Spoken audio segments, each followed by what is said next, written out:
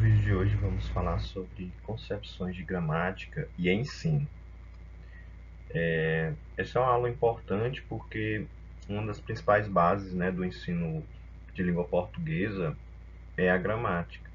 E como eu falei no vídeo anterior, a gramática prescritiva é a que mais se apresenta como modelo de ensino. E a gente vai ver por que não é adequado a gente adotar a gramática normativa. A gente vai ler primeiro esse texto, Erro de Gramática, que é bem interessante para a gente refletir, iniciar nossa reflexão sobre essa temática de hoje. Então, pilhei a senhora no erro, gritou Narizinho. A senhora disse, deixe estar que já te curo. Começou com você e acabou com tu, coisa que os gramáticos não admitem. O ti é do tu, não é do você. E como queria que eu dissesse, minha filha? Para estar bem com a gramática, a senhora deveria dizer: deixe estar, que já te curo. Muito bem, gramaticalmente é assim, mas na prática não é. Quando falamos naturalmente, o que nos sai da boca é ora você, ora o tu. E as frases ficam muito mais jeitosinhas que há nessa combinação do você, do tu. Não acha? Acho sim, vovó. E é como falo, mas a gramática, minha filha, é uma criada da língua e não a dona. O dono da língua somos nós, o povo. E a gramática, o que tem a fazer é humildemente ir registrando o nosso modo de falar. Quem manda é o uso geral e não a gramática. Se todos nós começarmos a usar o tu e o você misturados, a gramática só tem uma coisa a fazer. Eu sei o que é, eu sei o que é que ela tem que fazer, vovó. Gritou o Pedrinho. É pôr o rabo entre as pernas e murchar as orelhas. Então, galera, o que a gente pode refletir, dessa frase, desse breve trecho, da conversa entre Narizinho e a vovó? Primeiro, a gente pode retirar esse trecho. Para estar bem com a gramática, a senhora devia dizer deixa estar que já te curo.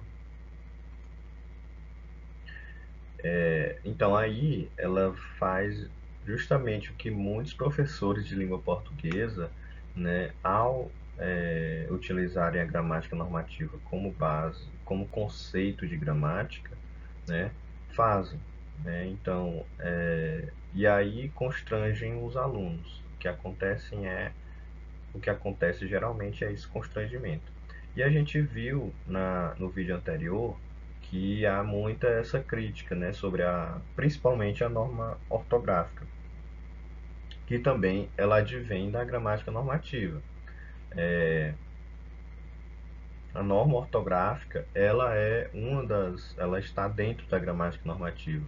E aí muitas críticas nas redes sociais ou em qualquer ambiente em relação às variantes padrões, às variantes não padrões, é nesse sentido, né? E aí diz, gramaticalmente é assim, mas na prática não é. Outra coisa é que na fala, muitas estruturas, elas são modificadas, elas são adaptadas. E aí a maioria das pessoas não reproduz o que há de efetividade na gramática normativa. Até porque, como eu falei anteriormente, a gramática ela é um livro, ele é um material que ele é desenvolvido há uns 50 anos atrás. Então um retrato da língua, da norma culta de uma determinada época que não é vigente no período atual, certo? Então, mesmo as gramáticas elas são revisadas, eu não tenho certeza em quanto tempo são revisadas, mas eu creio que de 10 em 10 anos, por aí, ou 5 em 5 anos. Mas mesmo assim ela sempre vai refletir ao momento anterior ao presente. outro trechinho, né? A gramática, minha filha, é uma criada da língua e não uma dona.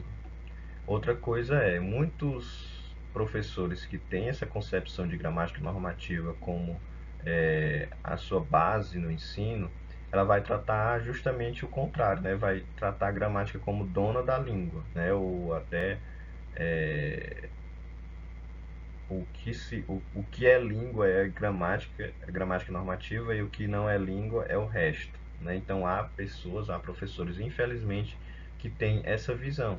E é isso que a gente deve evitar na nossa prática de sala de aula, certo? Então a gramática ela é baseada em estudos sobre a norma padrão e é definida muitas vezes de acordo com políticas linguísticas, às vezes até políticas extralinguísticas, certo? E aí acontece que devido a esse aspecto delas da gramática ser um material produzido em um período anterior, as regras ficam ultrapassadas muito rápido, né? E aí elas não dão conta da realidade. Então a gente fala muito mais variantes no nosso dia a dia, mesmo em situações formais, né? A gente tem as nossas próprias variantes, né? Seja um exemplo bem claro, né? Eu vi alguém comentando, né? Saiu uma notícia sobre os decretos do governo, né? Sobre a pandemia. E aí o repórter falava, muitas pessoas vão chiar por conta desse novo decreto, né? Ou seja, esse chiar, ele é uma expressão da nossa variante, né? Acho que é mais de Teresina do que de outra região. E ela pode ser aplicada assim nesse contexto que não é informal, né? É até meio termo, né, entre o formal e o informal, né? Então percebam que determinadas situações a gente utiliza muito mais a nossa variante do que a norma padrão. Então vamos falar aqui na aula de hoje sobre o conceito de gramática, é claro, né? Como eu falei, a gente ia aprofundar um pouquinho mais hoje o conceito de gramática, relacionar essas concepções de gramática com o enfoque do ensino, né? Como eu já falei, a gente já começou a associar. Quando a gente tem a concepção de gramática normativa, o nosso enfoque é no ensino mais rígido e mais restritivo, né? Então, é isso que a gente tem que evitar na nossa sala de aula. E entender que a linguística é a base de todas as concepções, né? Então, os estudos linguísticos, eles é que vão gerar a gramática, seja normativa, seja a gramática da língua e seja a gramática descritiva. São os três conceitos que a gente vai estudar aqui na nossa aula hoje, né? Todos nós temos concepções sobre gramática, né? Então vejamos algumas, né? O que seja uma gramática? Qual é a função da gramática? A existência de mais de um tipo de gramática, né? Do jeito que eu estou falando aqui, né? Existe. Muitas vezes alguns alunos chegam na, no curso de letras e não sabem que existe vários tipos de gramática, né? Que a gente vai ver três tipos. E outra coisa é que alguns alunos confundem análise linguística com a própria gramática normativa. E não é assim. Até mesmo os PCNs, os de 97, né, eles confundem a análise linguística com a norma da gramática prescritiva. Né? Então, é a análise linguística como se fosse uma gramática prescritiva, certo? Então, a gente vai dar uma olhada em cada um desses pontos. Né? O que é uma gramática, qual é a função da gramática e quais gramáticas existem. Né? Principalmente aqui para nós, a gente vai se deparar com três tipos de gramática. Algumas definições de gramática. Né? O que é gramática? Conjunto de prescrições e regras que determinam o uso considerado correto da língua escrita e falada. Outra definição. Gramática é o estudo ou tratado dos fatos da linguagem e das leis naturais que a regulam. Livro onde se expõe as regras da linguagem. Então, a gente vê que gramática está muito relacionada a regras, né? São regras, ou para, no primeiro conceito, né, para o uso correto, ou no de baixo, né, que expõe as regras gerais, né, da linguagem, né, mas de maneira geral, gramática trata-se de regras, certo?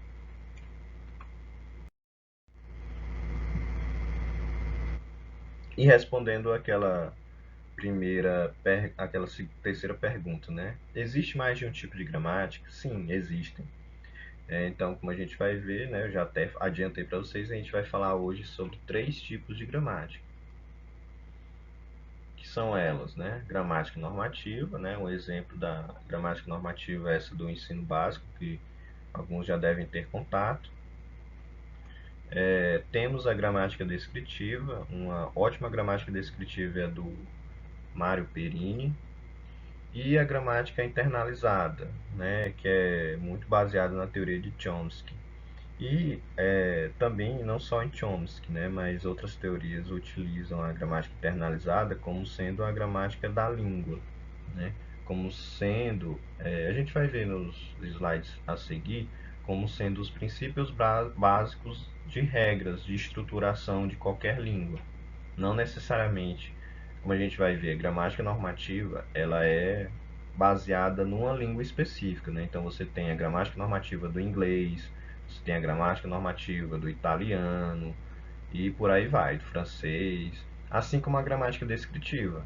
Ela está atrelada a uma língua específica, né? Ao francês, ao português, ao inglês.